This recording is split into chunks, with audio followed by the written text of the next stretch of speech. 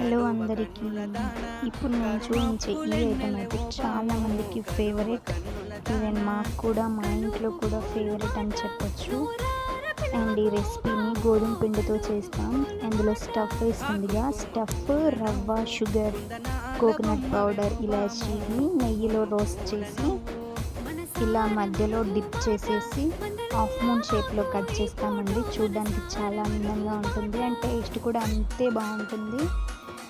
And ఈ స్టఫ్ని కూడా తిన్నా కూడా చాలా బాగుంటుంది.